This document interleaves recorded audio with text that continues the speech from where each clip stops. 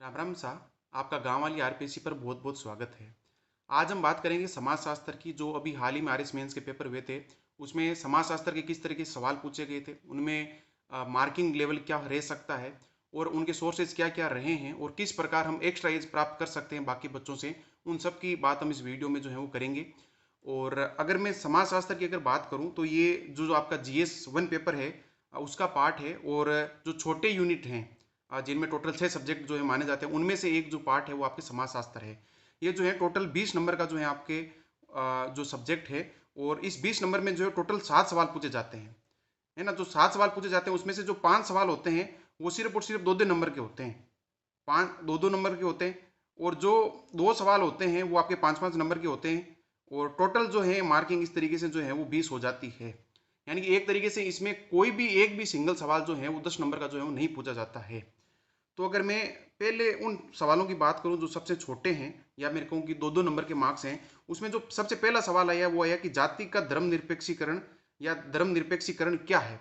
तो ये जो सवाल है वो आपके बेसिक नोट से पूछा गया है। अगर आपने ठीक से कोई भी बेसिक नोट्स पढ़ा है आपका और सीधा टू द पॉइंट जो है सिलेबस जो है आपका, वहां से जो ये सवाल आया है, सिलेबस में भी ये लिखा हुआ है कि जाति का धर्मनिरपेक्षीकरण क्या होता है, जिसको कहीं कहीं पंथ निरपेक्षीकरण भी जो है वो कह देते हैं।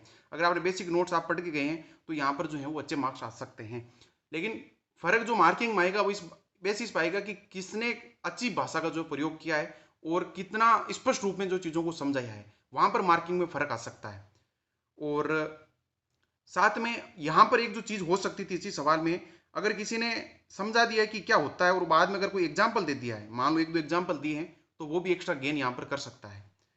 और अगला जो सवाल है वो आपका दूसरा सवाल है कि अलगाववादी सांप्रदायिकता क्या है। तो ये भी आपके जो सवाल है वो बेसिक नोट्स, जिसमें आपके एनसीईआरटी शामिल है। और जैसे कि मैंने इसको यूपीएससी के दौरान जो स्पेक्ट्रम में भी पढ़ा है, वहां पर अलग से एक टॉपिक है। लेकिन आपको कोई स्पेक्ट्रम यहाँ पर कोई पढ़ने की जरूरत नहीं, एनसीईआरटी में ये दे रखा है, स्पेक्ट्रम में है। और कोई भी अगर आपने कहीं पर भी कोचिंग की है या फिर ये तो अगर जनरल स्टैंडिंग भी है, अगर आपको सांप्रदायिकता को लेकर और अलगाववाद को लेकर आपको है ही इतना, आप न्यूज में सुनते हैं, तो बिना कहीं पढ़े आप जो आसानी से इसका आंसर जो है वो लिख सकते हैं।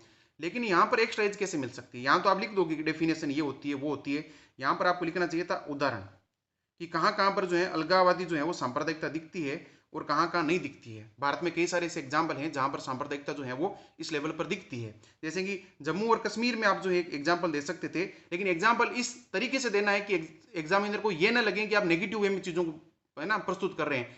एक किसी भी राज्य की जो है सामाजिक आर्थिक स्थितियां भी ऐसी हो सकती है कि लोग जो उस तरफ बढ़ जाएं, हो सकता है कि लोगों की उतनी गलती ना हो, ये भी आप ध्यान रखें। तो यहाँ पर अगर आप एग्जाम्पल देते हैं तो वो सबसे बेस्ट है। और सिर्फ यही नहीं है, जैसे कि एक दो ओवर में जो पंजाब में भी जो है खालिस्तान जब उभरा था, वो भी क्या इसी का पार्ट है, ये भी आप ध्यान रखें।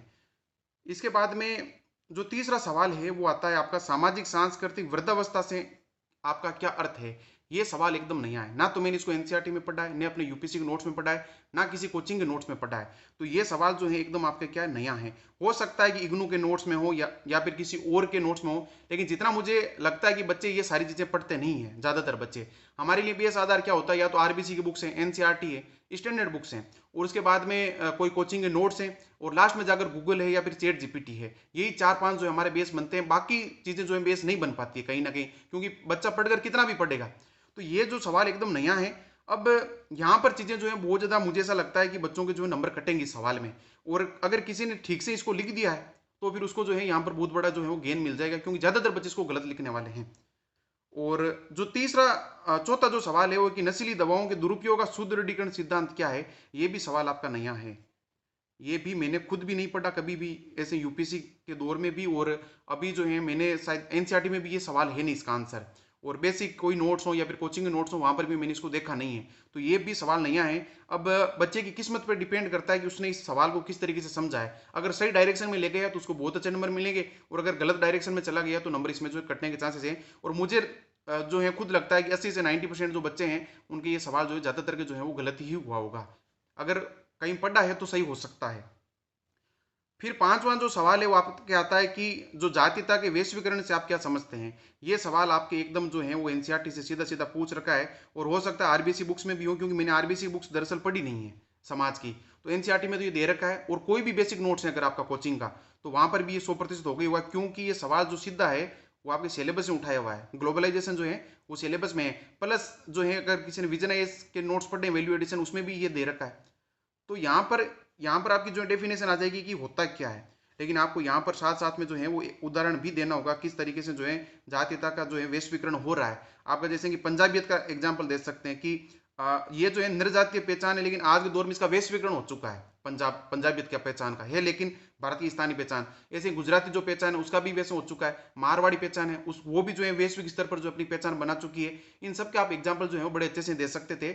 जो एग्जाम्पल देगा यहाँ पर वो कहीं ना कहीं एक्स्ट्रा मार्क्स जो है वो गेन कर सकता है।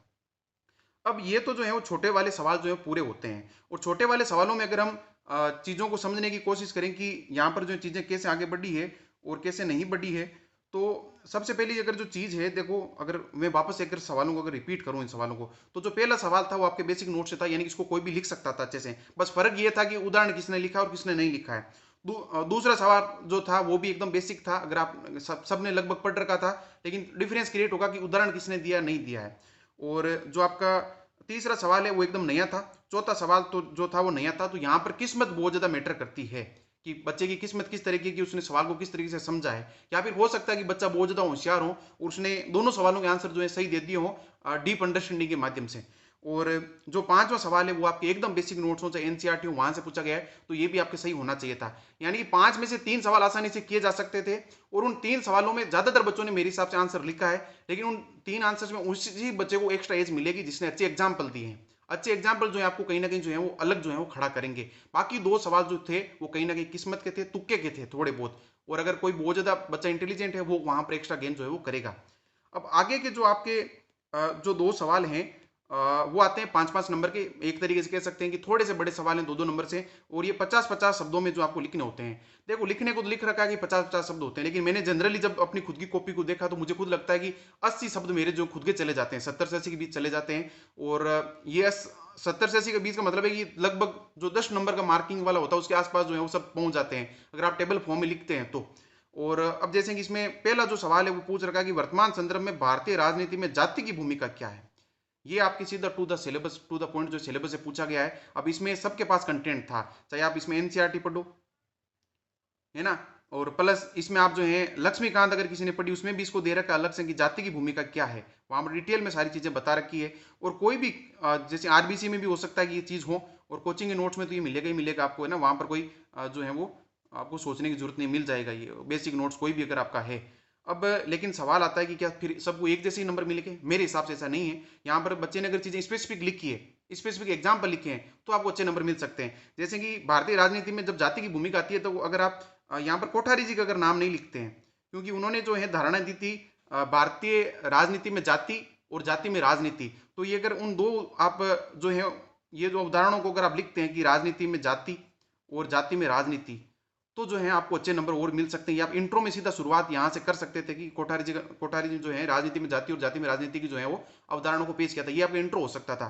बाद में आप भूमिका लिख सकते थे यहाँ पर हेडिंग डाल के कि इसकी क्या भूमिका रही है ना। तो भूमिका रही है तो भूमिका 2 तरह की हो सकती है, एक पॉजिटिव भी हो सकती है, एक नेगेटिव भी हो सकती है। एक आप जनरल भूमिका लिख दें यहाँ पर पॉजिटिव में, और नेगेटिव को थोड़ा सा कम पार्ट यहाँ पर जो है डालकर जो है आप टेबल बना सकते थे। तो यहाँ पर अलग अलग भूमिकाएं हैं, और अलग अलग भूमिकाओं को जो है आप एग्जाम्पल के साथ जो है वो कोट करना चाहिए था मेरे हिसाब से, वो ज्यादा जो है बेटर रहती। और अब यहाँ पर नेगेटिव आप लिख सकते थे, लेकिन सवाल उठता है कि सवाल को पूछा क्यों गया था जाति की चीजों को लेकर। तो आप यहाँ चीज समझ सकते हैं कि अभी जो है जातिगत जनगणना बहुत ज्यादा चर्चा में रही है, तो ये सवाल वहां से लिंक हो सकता है। और आप इस चीज को जो है वो कंक्लूजन में भी लिख सकते थे कि वर्तमान में जो है राजनीति में जाति की भूमिका जो है और ज्यादा तेजी के साथ बदल रही है, क्योंकि जो जातिगत जनगणना की जो शुरुआत की गई वो राजनीतिक स्तर पर ही की गई है। तो ये जो पार्ट था वो आपके सीधा जो है कंक्लूजन में आ सकता था कि किस तरीके से जो है जाति की भूमिका और ज्यादा तेजी के साथ जो है वो बदल रही है। और यहाँ पर आपका जो पूरा का पूरा जो पार्ट होता है कि जाति की क्या भूमिका होती है, कि भाई जाति के आधार पर ही जो है वो लोग जो है लामबंदी करते हैं, है ना, कि जैसे कि मंडल के दौर में जो है ओबीसी के आधार पर लामबंदी की गई थी। जाति के आधार पर ही जो है आज के दौर में जो है वो समावेशी जो प्रतिनिधित्व है वो तय होता है ना। समाज प्रतिनिधित्व कैसे तय होता है कि भाई हर जाति का जो व्यक्ति है वो आपके मंत्रिमंडल में होना चाहिए, है ना। अगर मंत्रिमंडल में नहीं शामिल किया गया तो लोग क्या होंगे, वो आपको वोट नहीं देंगे। अब इसके साथ में क्या है कि जाति के आधार पर ही जो है आरक्षण जैसे जो मुद्दे हैं वो उन मुद्दों को जो राजनीति में उठाया जाता है। आरक्षण के जो मुद्दे हैं, जैसे कि ईडब्ल्यूएस का जो मुद्दा बना था, या फिर मैं कह दूं कि जो अभी क्रीमी लेयर को जो मुद्दा बना एससी एसटी को लेकर या उप वर्गीकरण को लेकर, वो भी वहां पर एक बड़ा मुद्दा रहता कि भाई जब सुप्रीम कोर्ट ने मामला सुने उप वर्गीकरण को लेकर एससी एसटी को या फिर सिर्फ एससी को लेकर, तो वहां पर जो है सभी जो है पीएम मोदी को जो मिलने गए थे कि ये चीज नहीं होनी चाहिए, उन्होंने अपना पक्ष रखा था। तो वहां पर आप समझ सकते हैं कि जाति की राजनीति में इतनी बड़ी भूमिका है कि सीधा पीएम से मिलने का जो है मौका मिल रहा है, और पीएम भी ये श्योर कर रहे हैं कि हम उप वर्गीकरण नहीं करेंगे। तो ये सब चीजें जो है बताती है कि भाई राजनीति में जो जाति की कितनी बड़ी भूमिका है। लेकिन नेगेटिव पॉइंट्स भी इसके रहते हैं कि किस तरीके से जो है जाति के कारण जो है राजनीति में जो है जो मुख्य मुद्दे होते हैं विकास के, वो कहीं ना कहीं जो है वो दूर चले गए हैं। साथ साथ में जो है जो जाति द्वेष बढ़ा है, वो अपने आप में जो है बहुत ज्यादा क्या घातक है। आज आप पहले आप कह सकते थे कि स्वर्ण और दलित का जो है, स्वर्ण जाति जो दलित का शोषण कर रही है, लेकिन आज जो ओबीसी उभरी है वो भी दलित का शोषण कर रही है, और इसमें एक जो है राजनीति की बहुत बड़ी भूमिका रही है कहीं ना कहीं। तो ये सब चीजें जो है आप वहां पर जो है वो अच्छे से लिख सकते थे, और लास्ट में जो है जातिगत जनगणना का भी एग्जाम्पल दे सकते थे। और इसके अलावा अगर आपको जातिगत जनगणना का एग्जाम्पल अगर आपको यही देना था, मान लो यही, तो आप लास्ट में यहाँ पर क्या लिख सकते थे, जो कि मैंने शायद लिखा था, वो था अंबेडकर जी का एग्जाम्पल, है ना। तो उन्होंने बात क्या कही थी, उन्होंने जो है एक किताब लिखी थी शायद कि भी जाति जो है उसको किस प्रकार जो हम खत्म कर सकते हैं जातिहीन समाज को लेकर। तो यहाँ पर उस चीज का जो आप जिक्र कर सकते थे कि भाई उन्होंने जो है खुद जो है बिना एक जातिहीन समाज की कल्पना की थी, हमें खुद जो है उसी तरफ जो है वो बढ़ना चाहिए। और इसके बाद में जो अगला सवाल आता है वो आता है कि जनजातीय समुदायों को सशक्त बनाने के संबंध में भारत सरकार द्वारा जनजातीय कल्याण के लिए की गई विभिन्न पहलों का उल्लेख कीजिए। यहाँ पर आप बहुत अच्छे नंबर ले सकते थे, लेकिन सवाल उठता है कि अगर कोई बच्चा वनडे एग्जाम की तैयारी कर रहा है ना, या फिर सिर्फ और सिर्फ आरएस का ही कंटेंट पढ़ा, यानी कि मैं कहूँ कि सिर्फ और सिर्फ राजस्थान स्पेसिफिक चीजें पढ़ी है, तो उसके लिए थोड़ा सा यहाँ पर जो है मार्क्स गेन करना मुश्किल हो सकता है, क्योंकि यहाँ पर आपको जो है भारत सरकार की योजनाओं को जो शामिल करना चाहिए था। तो यहाँ पर आपके एक इंट्रो होना चाहिए था, बेसिक सा इंट्रो। क्या हो सकता था, यहाँ पर आप आर्टिकल जो 342 यानी कि 342 है उसका आप जिक्र कर सकते थे, और उसमें लिख सकते थे आर्टिकल 342 के अनुसार भारत में जो टोटल एसटी कम्युनिटीज हैं वो कितनी है, 750 है, या फिर मैं कहूँ कि 705 है, 705 है। और 705 में से करीब जो 75 जो पीवीटीज हैं वो आपके 75 जो जनजातीय समुदाय वो पीवीटीज हैं। और यहाँ पर ये भी लिख सकते थे इंट्रो में कि जो भारतीय जनगणना 2011 जो जनगणना हुई थी उसके अनुसार भारत में जो टोटल आबादी है जनजातीय आबादी वो कुल आबादी की 8.6% है, और इसमें जो है करीब ये 10 करोड़ के आसपास जो है वो आबादी ठहरती है। तो ये इन दोनों में से कोई सा भी आप इंट्रो एक लिख सकते थे, या दोनों को साथ में लिख सकते थे। इंट्रो के बाद में आपको सीधा जो है इसकी जो पहले हैं उनको लिखना चाहिए था। आप ऐसे जो है वो लिख सकते थे कि कौन कौन सी पहले हैं, और बहुत सारी पहले यहाँ पर जो है हो सकती थी। और जिसने बच्चे ने जितना मल्टी डायमेंशनल लिखा है, जैसे कि अभी हाल ही में जो जिस चीज़ को लॉन्च किया गया था वो था सिकल सेल एनीमिया उन्मूलन जो कार्यक्रम था, उसका आप जिक्र कर सकते थे, है ना, जिसमें आपका 2047 तक जो है सिकल सेल एनीमिया उन्मूलन के माध्यम से जो है एनीमिया का जो उन्मूलन जो है वो किया जाएगा, और 7 करोड़ की जो स्क्रीनिंग की जाएगी, ये आप ध्यान रख सकते थे। और इसके अलावा जो पीएम जुग्गा जो मिशन था उसका जिक्र कर सकते थे आप। एकलव्य आदर्श आवास जो विद्यालय हैं, है ना, एकलव्य आदर्श आवास विद्यालय, उनका आप जिक्र कर सकते थे। और आज के दौर में जो एकलव्य आदर्श आवास जो विद्यालय हैं उनमें करीब करीब आपके जो है वो 1.2 लाख जो है बच्चे जो है वहां पर पढ़ रहे हैं, तो ये अपने आप में बहुत बड़ी बात है। इसके अलावा आप आदि महोत्सव की बात कर सकते थे, आदि महोत्सव के माध्यम से जो जनजातीय जो संस्कृति उसको बढ़ावा दिया जा रहा है। और इसके साथ आप एनसीएसटी का जिक्र कर सकते थे ना, तो ये संस्थान के तौर पर है। तो एनसीएसटी क्या करता है कि जनजातियों को लेकर जो भी सुधार हो सकते हैं संस्थागत स्तर पर उनको जो ये देखता है, आरक्षण जैसे मुद्दों को भी देखता है। और यहाँ पर आर्टिकल का भी आप जिक्र कर सकते थे, आर्टिकल जो 300 आपके 38 है, 38A है, उसके तहत जो इसकी स्थापना जो है वो की गई थी। और इसके अलावा नीति आयोग जो है वो कई सारे जो है वो इनिशिएटिव लेकर चलता है, जैसे कि आपके जो आकांक्षी जिला कार्यक्रम उसका आप जिक्र कर सकते थे, साथ में आप बीडीपी का भी जिक्र कर सकते थे। ये सारी की सारी जो योजनाएं, सारे जो कार्यक्रम है वो जनजातीय समुदाय से ही संबंधित है। इसके अलावा एक टीएसपी भी है ना, ट्राइबल सब प्लान जो है कि हर एक जो मिनिस्ट्री है वो जनजातीय आबादी के लिए जो है अलग से जो पैसा रखेगी। और ये चीज जो है आपके सेम टू सेम जो है वो एमपी लेट्स स्कीम में भी रखी गई है कि आबादी के अनुपात में जो है आपको फंड रखना पड़ेगा, चाहे आप एमपी लेट्स की बात करो चाहे आप एमएलए लेट्स की जो है वो बात करो। इसके अलावा जो सांसद आदर्श ग्राम जो योजना लॉन्च की गई थी उसको भी इसी आधार पर जो है वो लॉन्च किया गया था। और इसके बाद में अगर मैं कहूँ कि कंक्लूजन क्या हो सकता था, कंक्लूजन इसमें ये हो सकता था खाका समिति का। मुझे पता है कि खाका समिति अगर सिर्फ और सिर्फ अगर आपने आरएस की तैयारी की है तो शायद थोड़ा सा लिखना मुश्किल हो सकता है आपके लिए, लेकिन अगर किसी ने यूपीएससी में थोड़ा बहुत चीजें पढ़ी है तो आप कंक्लूजन में खाका समिति लिख सकते थे कि जनजातीय समुदाय को लेकर इन्होंने रिकमेंडेशन की थी कि उनको किस तरीके से जो ऊपर उठाया जा सकता है और उनका विकास किया जा सकता है। तो उनकी बेसिकली 4 रिकमेंडेशन थी या फिर सुझाव थे। पहले उन्होंने कहा था कि आप जो उनकी शिक्षा पर फोकस कीजिए, तो आप शिक्षा लिख सकते थे। दूसरा आप लिख सकते थे उनके स्वास्थ्य पर फोकस कीजिए, तीसरी उन्होंने बात की थी उनके पोषण पर फोकस कीजिए, और चौथी उन्होंने बात की थी उनके आप जो प्रशासन है उन पर फोकस कीजिए। तो आप ये कंक्लूजन में लिख सकते थे खाका समिति का, और इंट्रो में ये चीजें आ सकती थी। अब यहाँ पर चीजें डिपेंड करेगी कौन बच्चा एक्स्ट्रा गेन करेगा, कि उसने इंट्रो कैसा लिखा है, कंक्लूजन कैसा लिखा है, प्लस जो पहले हैं उनको कितना स्पेसिफिक लिखा है, और उसमें डेटा कैसा दिया है। अगर आप डेटा नहीं दे रहे हैं, जैसे कि सिकल सेल एनीमिया उन्मूलन को जो 2047 तक खत्म किया जाएगा, 7 करोड़ की स्क्रीनिंग की जाएगी, तो नंबर कटने के चांसेस बनेंगे। अगर आप पीएम जुगा मिशन तो लिख रहे हैं, लेकिन उसमें आप ये नहीं लिख रहे कि उसका बजट कितना है, तो दिक्कत कर सकता है। प्लस एकलव्य आदर्श आवास विद्यालय तो लिख रहे हैं, लेकिन आप ये नहीं लिख रहे हैं कि इसमें कितने बच्चे पढ़ रहे हैं, तो आप नंबर खो सकते हैं। और अगर आप एनसीएसटी लिख रहे हैं लेकिन आर्टिकल को भूल रहे हैं, तो चीजें खराब हो सकती है। आप एडीपी को लिख रहे हैं, बीडीपी को लिख रहे हैं, लेकिन उनके ब्लॉक्स के नाम अगर नहीं लिख रहे हैं, या फिर उनकी कोई गिनती नहीं लिख रहे हैं, थोड़े आप नंबर खो सकते हैं। और टीएसपी वगैरह आप मान लो कि भूल गए हैं, जो कि बहुत ज्यादा इंपॉर्टेंट है, तो भी आपके नंबर जो है वो जा सकते हैं।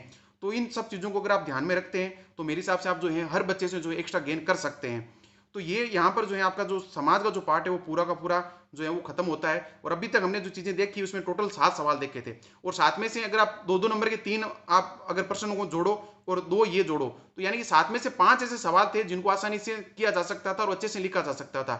लेकिन उन 7 में से 5 सवाल में वही बच्चा एक्स्ट्रा गेन करेगा जिसने डेफिनेशन को एक मानक भाषा में लिखा है, अच्छे उदाहरण दिए हैं, और जो बड़े सवाल हैं 5-5 नंबर के, उसमें अच्छे इंट्रो लिखे, अच्छे कंक्लूजन लिखे, और अच्छा डेटा दिया है, और मल्टी डायमेंशनल उसको बनाने की थोड़ी बहुत कोशिश की है। जैसे कि जाति की भूमिका है, तो दोनों तरीके से जाति की भूमिका को बता दिया है। और अगर स्कीम को उन्होंने लिखा है थोड़ा सा डाइवर्सिटी के साथ, थोड़ी सी विविधता के साथ अगर लिखा है, तो वहां पर जो एक्स्ट्रा नंबर मिल सकते हैं। बाकी रहे 2 सवाल छोटे वाले, वहां पर जो है ज्यादातर बच्चे जो है नंबर वो खो सकते हैं।